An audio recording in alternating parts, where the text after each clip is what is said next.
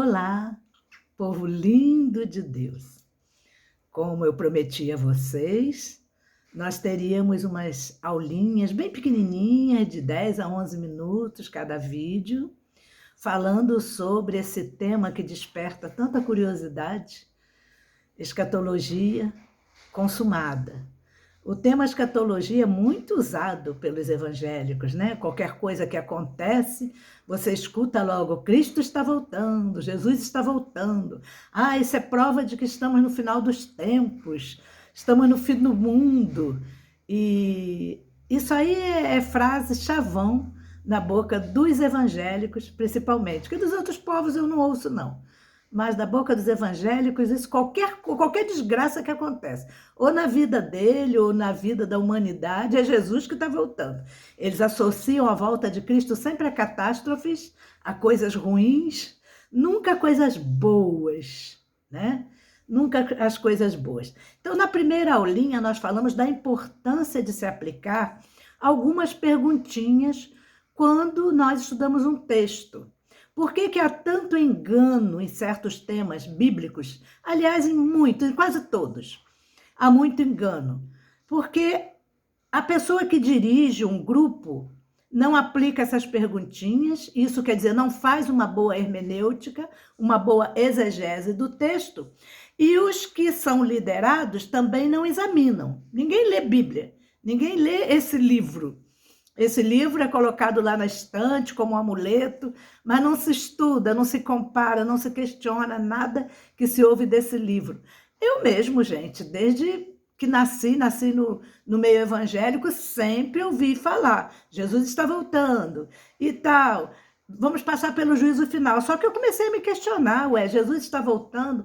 Meu pai falava isso e não viu, minha mãe não viu, os pastores que eu admirei tanto não viram essa volta. E como que é? Se todos vão passar pelo juízo final, depois que nós estivermos lá no céu, nós vamos voltar para passar por esse juízo? Eram muitas perguntas na minha cabeça, então eu comecei a questionar, fazer perguntas ao texto, e graças a Deus obtive resposta. Ninguém fica sem resposta se aplicar as perguntas.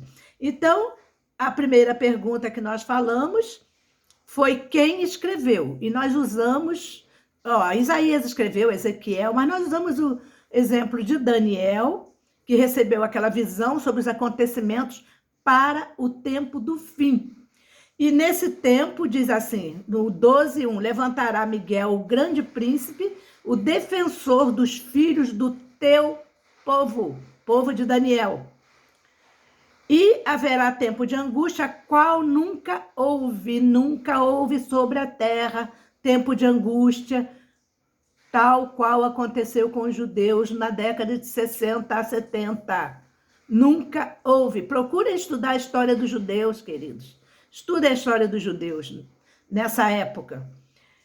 Os judeus ficaram sem pátria até 1947, 48. Não tiveram mais pátria. Só nessa data, 1947, 48, é que o povo judeu teve Israel reconhecido como Estado novamente. E isso aconteceu lá, do ano 70 ao ano 90, a grande tribulação dos judeus. Então ele diz: haverá tempo de angústia qual nunca houve, desde que houve nação. Mas naquele tempo será salvo o teu povo, todo aquele que for achado escrito no livro da vida. Vejam que o anjo fala, ainda tem gente que vê um livro, né? Quando fala assim, vê um livro pequeno ou grande. O povo é igual criança, evangélico é igual criança, tudo que ele lê, ele interpreta literalmente. E diz assim, olha, vejam que o anjo fala, o teu povo, para Daniel. Qual era o povo de Daniel? O povo judeu. Então esta é a interpretação da pergunta para quem, que nós vamos estudar hoje. Quem escreveu? Daniel, Jesus, João, Isaías, Ezequiel, todos escreveram sobre aquele tempo. Agora, para quem eles estão escrevendo? Para o povo de Israel. Daniel recebeu a visão, o anjo disse que todos os acontecimentos escatológicos viriam sobre o povo de Daniel, o povo judeu. Apesar de Daniel estar na Babilônia, mas ele recebeu aquela mensagem do anjo, e o anjo ainda marcou data, 70 semanas após a saída da Babilônia e o regresso para Jerusalém, ainda marcou data. Então vejam, segundo, Jesus nos evangelhos, quando Jesus fala, que Jesus é o quem está falando, diz que muitos daqueles que estavam ouvindo naquele momento testemunhariam o juízo. Vocês podem conferir, tá bom? Em Mateus 16, 27 e 28, Jesus diz: muitos do que aqui estão verão isso. E em Mateus 24, 34, ele diz: não passará esta geração. Então a pergunta para quem já está sendo respondida: para o povo judeu. Não passará esta geração sem que tudo isso aconteça. Tudo isso o quê?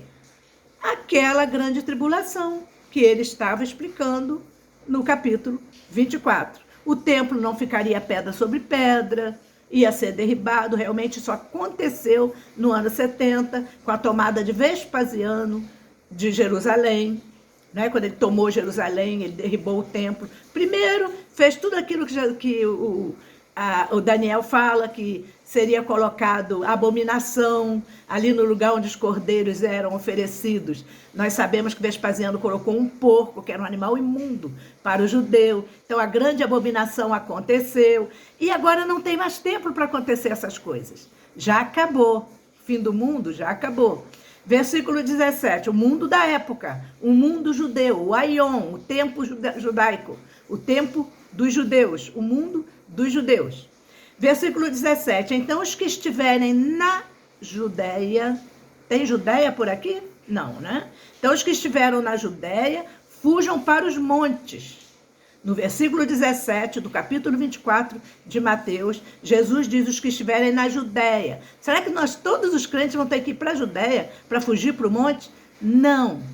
Essas palavras não eram para nós. A Bíblia quase toda foi escrita por judeu e para judeu. Essas palavras foram para judeus. O versículo 20 vai dizer: orai para que a vossa fuga não se dê no inverno e nem no sábado. Todos sabemos que o inverno para o judeu era cruciante. E o sábado, a lei proibia que o judeu quase que se mexesse no dia de sábado. Ele não podia caminhar, os rabinos, cada um tinha suas leis, cada um tinha seu conjunto de leis, que Jesus chamou de jugo, e era chamado de jugo. E hoje é igual, cada igreja tem seu estatuto, que é mais importante do que a Bíblia para se cumprir. O crente pode deixar de cumprir a Bíblia, mas se deixar de cumprir um item do estatuto, ele é excluído daquela igreja, né? Daquele que eles chamam de igreja. Então vejam, o sábado, cada rabino tinha uma aplicação para o sábado. Um rabino dizia: olha, você pode caminhar 50 metros, desde que não ande 50 quilômetros ou 50 metros, desde que não leve um peso na mão.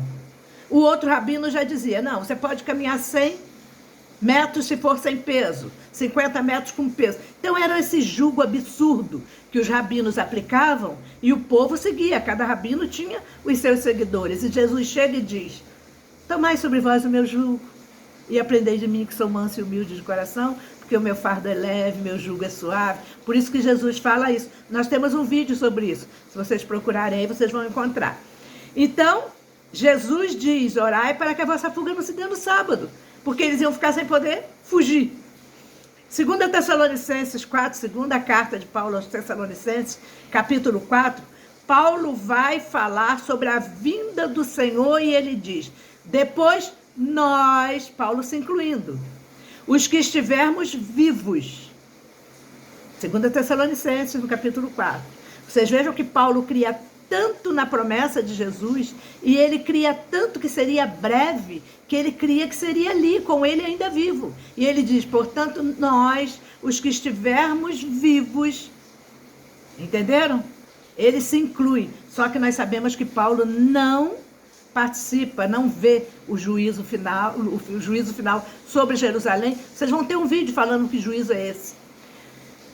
E Paulo se inclui, porque ele cria realmente, ele creu nas palavras de Jesus, de que Jesus voltaria breve e de que não passaria aquela geração.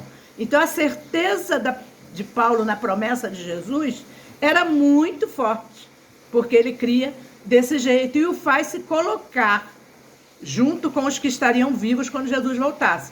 Só que Nero antecipa a morte de Paulo. Nero mata Paulo. Só João ficou vivo para receber a volta de Cristo, ali no Apocalipse, que vem a voz de Cristo através de um anjo, falando com Paulo ali na ilha de Patmos, com João, porque Jesus tinha dito: que importa a vocês se eu quero que ele fique vivo até que eu volte? Então Jesus realmente voltou ali no Apocalipse para dar aquela visão para João. Interessante é que hoje as pessoas dizem assim: Deus me falou, Jesus me falou. E para João não querem acreditar que Jesus voltou e falou para ele. Querem ver Jesus novamente encarnado, com uma figura humana. Não vão ver. Jesus hoje é espírito com o Pai. Entregou a glória ao Pai. Ninguém vai ver Jesus voltar nessa terra mais. Tem gente que espera Jesus montado numa nuvem. Eu vejo às vezes os besteróis que se falam: olha, ele já está montado no cavalo branco. Só falta a ordem do Pai para ele vir. Gente, é cada besterol que se vê nesses púlpitos evangélicos. É cada pessoa que pega o título de pastor e sai pregando besterol por aí. Então, leiam a Bíblia, estudem a Bíblia, parem de ouvir e ficar repetindo como papagaios. Isso é feio, gente, que horror. Ao escrever o Apocalipse, João endereça as 7 igrejas da Ásia. Tem alguma igreja da Ásia aqui?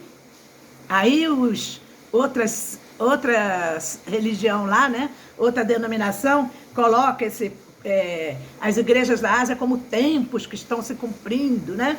Vou correr que está terminando os 11 minutos. E eu, João, vosso companheiro na tribulação, no reino, na perseverança, achei-me na ilha chamada Patmos, por causa da palavra. Gente, isso é racional. Não tem nada de emocional aqui, não. Isso é racional. Eu, João, vosso companheiro na tribulação. Ele é nosso companheiro na tribulação, João? Não, João já passou, gente. Hoje a realidade é totalmente outra. Ao responder a pergunta para quem, já derruba a teoria de uma escatologia futurista. Meus queridos, sigamos estudando a palavra, estudando em graça, vivendo em graça, reinando com Cristo, seguros nas mãos de Deus, vivendo em graça, graça sobre graça.